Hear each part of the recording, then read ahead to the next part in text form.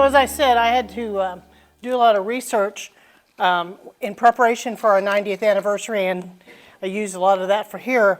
But I was lucky because some members of our club, that you may know, one person who kind of led this effort was Joetta King. She's been a member, I think, over 35 years, but they put together this book, which is the first 80 years of the Garden Club. And Alex has a couple of copies of this that are left. If anybody's interested, they're only $10, but it's packed with information about our club. She also is selling a few of these shirts that we have left that we had made up for our 90th. And on the back, it has a list of some of our accomplishments, but the shirts weren't big enough to list everything. And I'm not bragging, I'm telling you the truth. This group is amazing. Let's see. So when a friend of mine mentioned to me that she was in the Garden Club, after I retired, I said, I'm going to go check it out. So I kind of expected to walk into a room, a small room, with maybe 10 or 20 women and drinking tea, stuff like that. I walked into the convention center, the big room, and about 100 men and women. And I was just astounded because as I sat there and started learning about the club, I learned how much they've really done in Grapevine over the years. At this point, we have over 260 members in our club. I believe we're at least the biggest in the state, if not maybe one of the largest in the country. But we get a lot of people from surrounding communities because we have so many activities that we do all the time, and they want to be a part of that.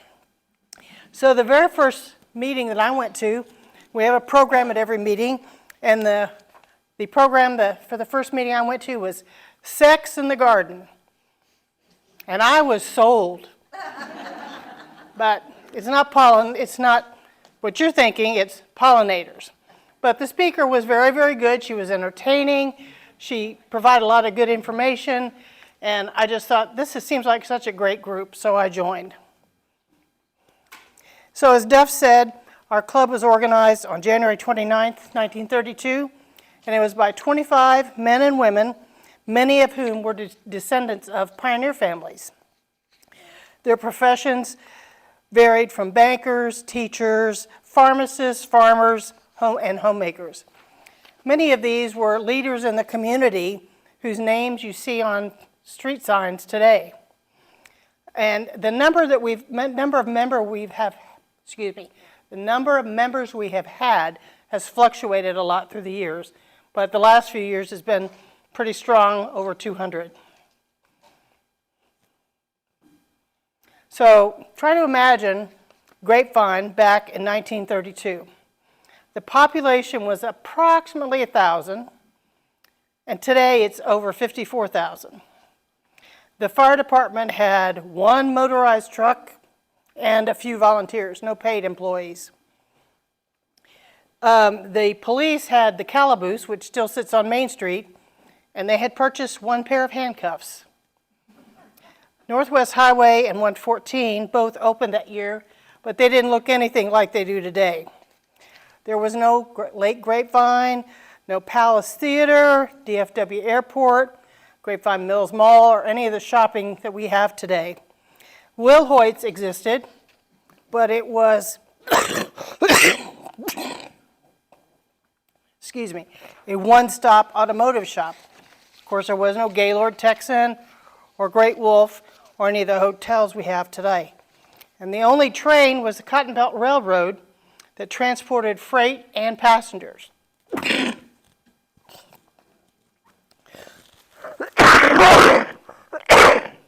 sorry. Haven't done this all day long.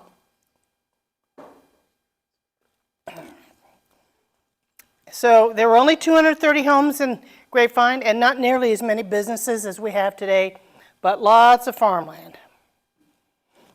So the club was organized with the same mission as we have today: promote interest in flowers, gardens, horticultural and floral design, further the protection and conservation of wildflowers, shrubs, and trees, stimulate appreciation and protection of birds, promote city and highway beautification, actively support environmental concerns, and encourage education in all these objectives. So this sounds like a tall order, but I think you'll see that we've lived up to the challenge and proudly continue it today. The founding members in 1932 got off to a quick start. They adopted the slogan, "Another tree in every yard." There were only 230 homes, but by the end of the year, they had added 255 roses, 3,504 shrubs, 272 shade trees, and 143 fruit trees, for a total of 4,174 plants in the first year. I think that's a big start. So I'm sure you're aware that Alberta Nettleton and some other members of the Garden Club wanted to save the depot, and they undertook an effort to do that. I'm sure you guys are aware of that because that was how your group got started, so I'm not going to talk about that today. But one event that was part of the effort to raise funds for the depot was the Fall Festival in 1972. Anybody remember that? Okay. The festival was held again in 1973 to benefit your organization. This festival eventually evolved into Grape Fest.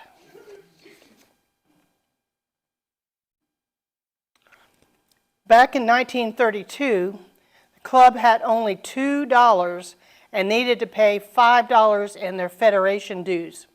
To raise these funds, they exhibited flowers and sold seeds.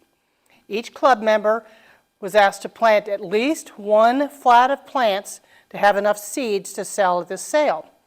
They also provided potted native plants to educate people about those type of plants. The event was a big success. They raised $14.20, but in those days that was a lot of money. So they paid their federation dues of $5. Plant sales were held on and off throughout the years, but have been consistently on since 1994. And proceeds from the plant sale are used to fund our scholarship program. How many have been to the Botanic Gardens? Good, good. Do any of you know the history of the Botanic Gardens? No? Okay, I'm going to tell you a little bit about that. In 1938, members of the Garden Club urged the City Council to purchase 3 acres at the intersection of Wall and Ball. This was for a park that was named City Park. The name was later changed to Heritage Park, which is the same as it has today. In 1939, a Boy Scout hut was constructed at City Park under the direction of Mayor Wall and the Lions Club. It was the location for the first Boy Scout troop west of the Mississippi. The Garden Club planned and provided landscaping and maintained it for a year. If you jump to 1995, Parks wanted to purchase the property south of Heritage Park when it became available. When the owner, Bessie Mitchell, died, they acquired the home and approximately 2 acres. The house was converted to a community facility and named Bessie Mitchell House. And then keeping along with the development there, the Botanical Garden was the vision of our late City Council member Shane Wilbanks, who felt that the city would benefit from a peaceful respite. So in 1997, additional property was acquired, bringing the total property to 12 acres. In 2000, the garden was designed and constructed in 3 phases from 2000 to 2005.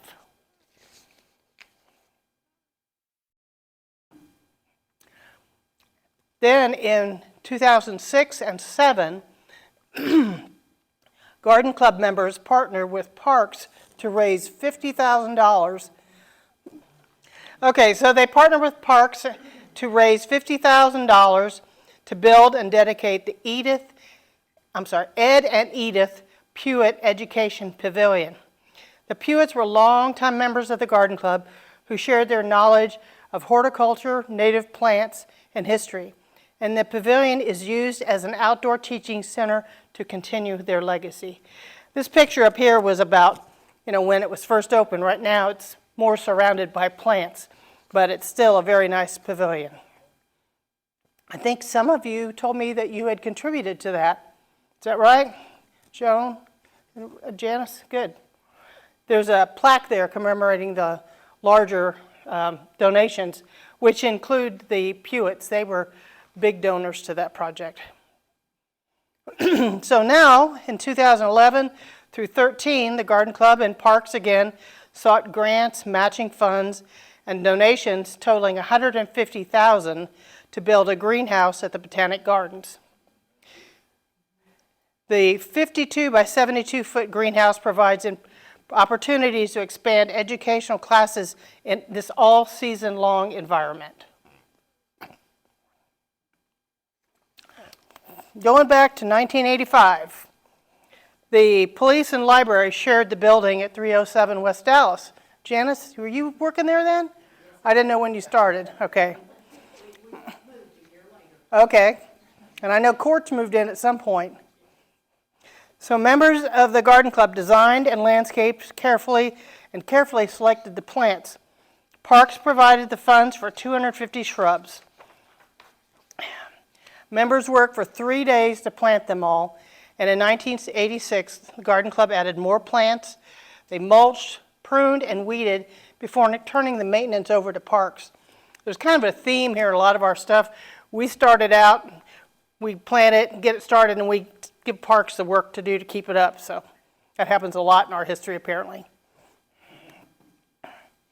In 86 to 87, city officials proposed a beautification project that included landscaping medians where Main Street, Park Boulevard, and Dove Road intersected Northwest Highway, and the Wall and Dove median. The city funded the effort while the Garden Club developed the landscape plan and sourced the plants and materials, etc. Parks and Garden Club and a few residents worked together to install the plants. Anybody remember that? Yeah? The 3,000-foot, I have a trouble with this word, sesquicentennial? There you go. You guys are better at it than me. The traffic median at Wall and Dove was landscaped. Native plants were used to create interest of residents, and Grapevine Garden Club later added wildflowers. Y'all were talking about the Torian cabin a little bit ago. In 1988 to 90, the club undertook another project with Parks to beautify the area around the Torian cabin and Liberty Park. Parks did the excavation, installation of structures, irrigation, and future maintenance. Garden Club purchased all the plants with the help of the Historical Society donation and spent many hours installing plants and maintained them for many years. This landscaping, unfortunately, was later removed by the city. Then in 1995, the Garden Club partnered with Parks again to develop a wildlife garden. The project was called the Heritage Garden and was a 4.5-acre lot at 705 South Main Street, which is the train depot? Yeah. Well, the structural layout was done by Parks, while Garden Club held work days to put all the plants in the ground. And in 96 through 2002, the Garden Club purchased more plants and added them to the gardens. And from the pictures that I've seen on here, it looks like it was pretty beautiful. But this garden was also later removed by the city. But this time the Garden Club was allowed to go in and dig up the plants, and most of them were transplanted over to the Botanic Gardens. So back as early as 1932, members of the Garden Club approached the city council regarding a cleanup campaign. They called it a better backyard. And it was an improvement contest was sponsored by the club. And in 1937, the Garden Club again held a backyard beautification contest. Yards were not enclosed by fences like they were today, and many had farm animals. There were many other campaigns were led by the Garden Club to beautify the city. In 1992, a Garden Club member was instrumental in organizing concerned citizens to form the Grapevine Beautification Committee. The purpose of this was to clean up city roadsides, medians, and the Grapevine Lake area. The group was certified by Keep America Beautiful, and the name was changed to Keep Grapevine Beautiful, KGVB.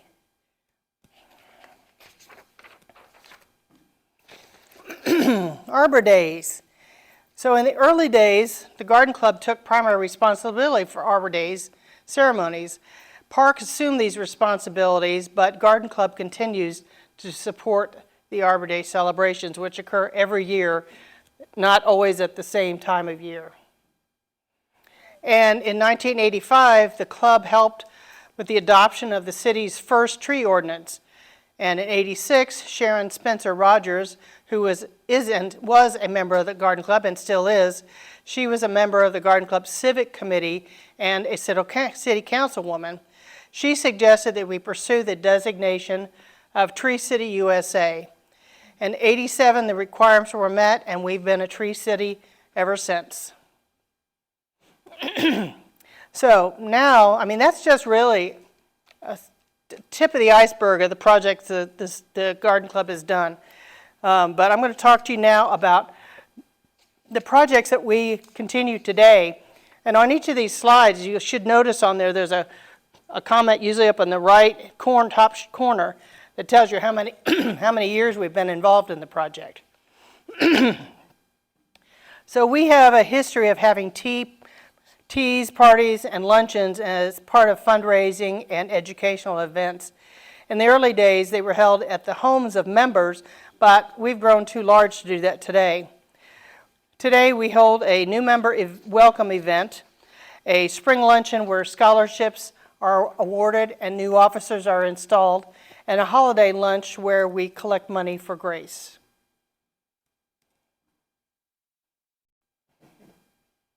Just some of the parties. Okay, so each year at our October meeting, we have a craft fair for our members.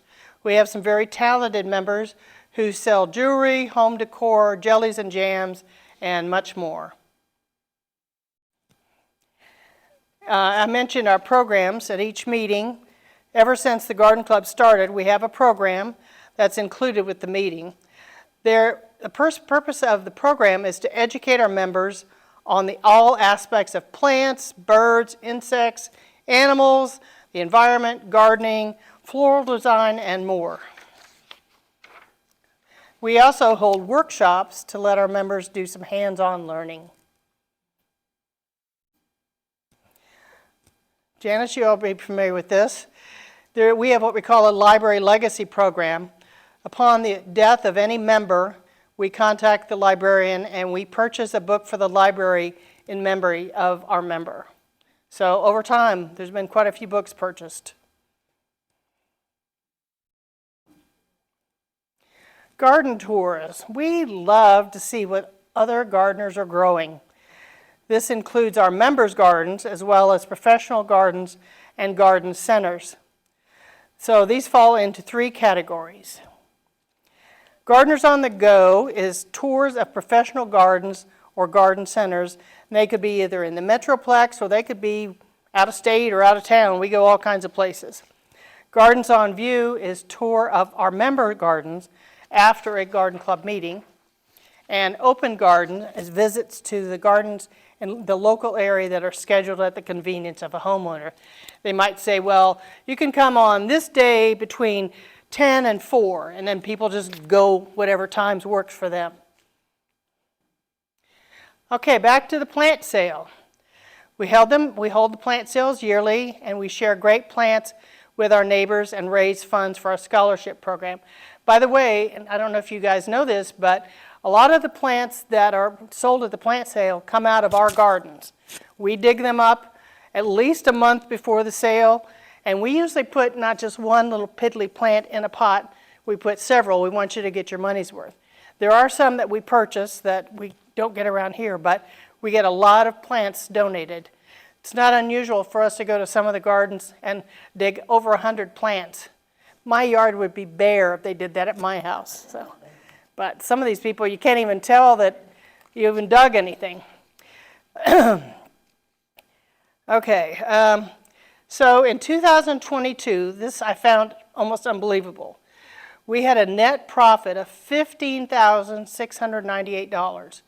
The previous year was $8,000, and I thought that was phenomenal. And how were we ever going to do that again? So they really outdid themselves. Long way from $14. Yeah.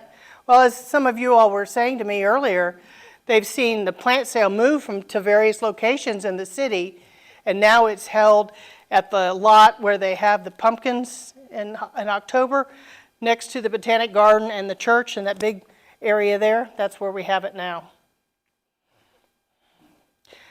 So since 1985, 75 local students with horticultural or environmental conservation related studies have received scholarships totaling $145,550.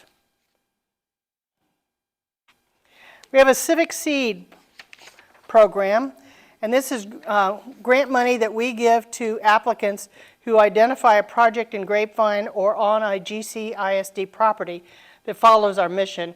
And you can see some of the recipients listed here, and most of them are schools. West Texas Street. Since 2006, members of the Garden Club have maintained the gardens at the Grapevine Housing Authority units on West Texas Street. Members improve the landscape by weeding, mulching, trimming, planting shrubs and flowers 3 times per year. And the project makes the residents happy because most are not able to do this gardening themselves. Tree program. This used to be called the Redbud Tree Program, but we changed it a couple of years ago. Is Joan in there? Oh, okay. Good. Well, since 2002, Garden Club has distributed trees to 3rd graders in the Grapevine Colleyville ISD. The program teaches the joys of planting and caring for trees, as well as the value of trees in our lives and in nature. Members demonstrate how to plant a seedling or read a book to the students. Then a copy of the book is given to each class, and every child receives a seedling to take home. Parks donates the seedlings and other materials to the project. Butterfly Flutterby. How many have been to the Butterfly Flutterby? That's pretty good. About half, more than half of you. It's been going on for a long time. So we've partnered with the Convention and Visitors Bureau since 1998 to celebrate the migration of the monarchs from Canada to Mexico. The festival is held in October and has grown through the years. I can remember years ago, there used to be a parade up Main Street, and they went to the train depot where they did the release of the butterflies. Now it's held at the Botanic Gardens. The Garden Club provides the theme for the event, and we have a booth to sell butterfly-related items. We also judge an art contest that is from students from Grapevine schools. They can enter that. We host an arts and crafts area where the kids make butterfly-related crafts, and we have a science booth where the kids can learn more about monarchs through their life cycle. We have a lot of microscopes and things like them for them to look at the monarchs. We have watermelon pieces on a stick that are handed out for the monarchs to get some refreshment. They've been in those little envelopes and they're released and they want to get something to drink, but the kids are always usually amazed. We have to kind of keep the kids from eating all the watermelon. It's not for them.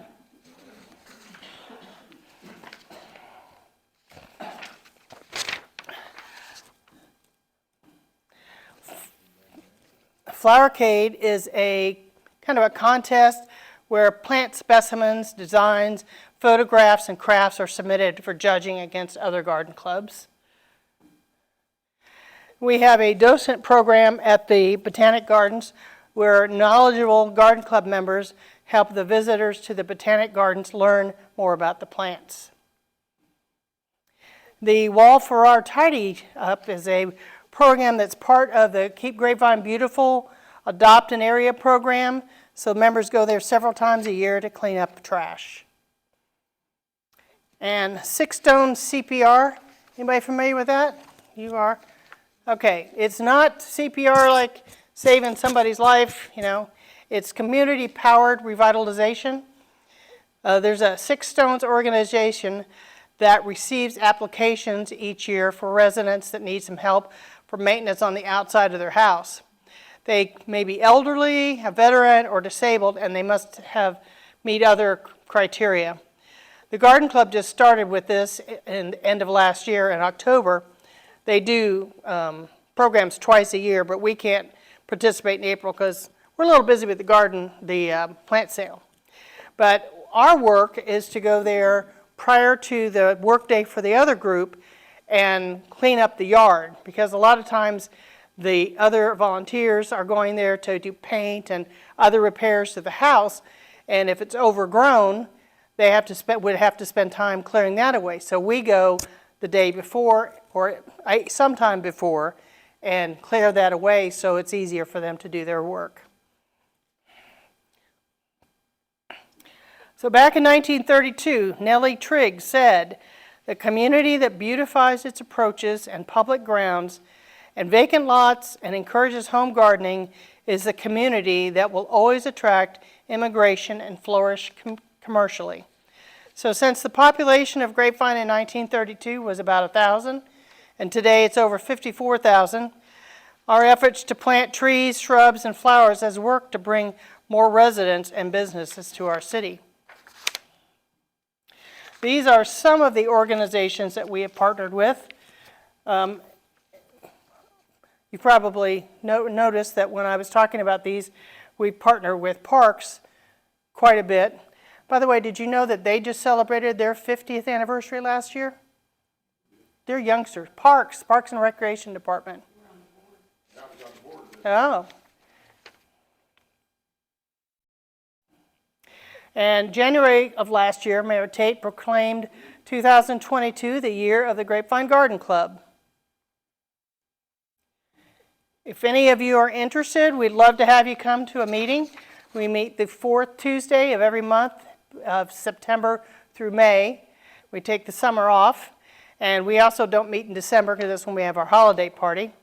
We meet at 10 a.m. at the Convention Center. We have a social time starting at 9:30 where everybody just visits, and we also have some food and things. And we finish up by noon. As I mentioned, our plant sale will be April 15th at the lot beside the Botanic Garden.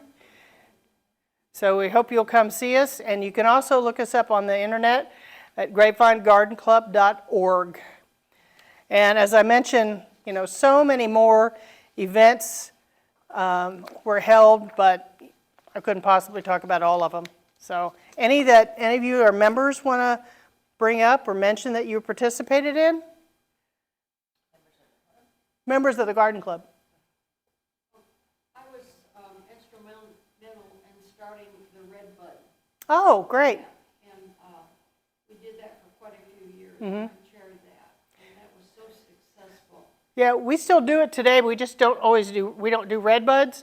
So about 2 years ago, we changed it to just a native tree program.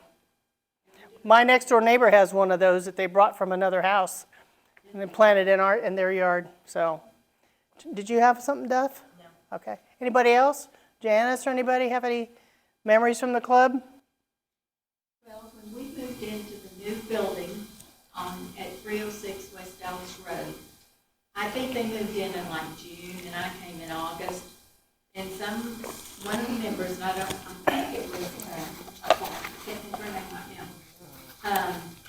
She did the Japanese art. Everybody knows who she was except me right now. But anyway, she came and approached me about the garden club doing a monthly floral display at the library. And so they did.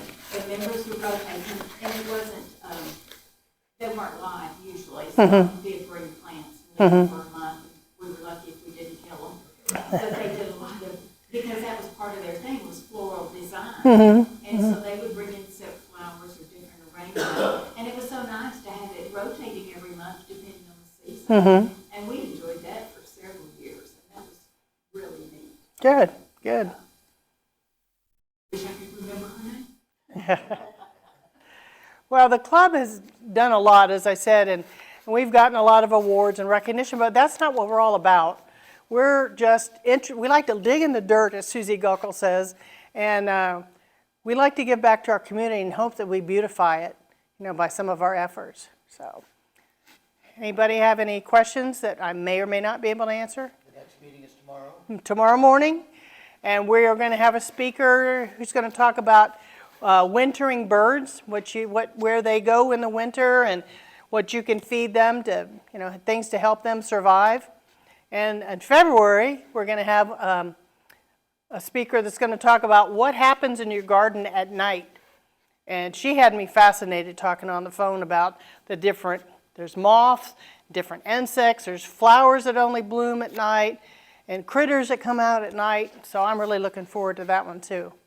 So, anything else? Thank you for your time. Sorry.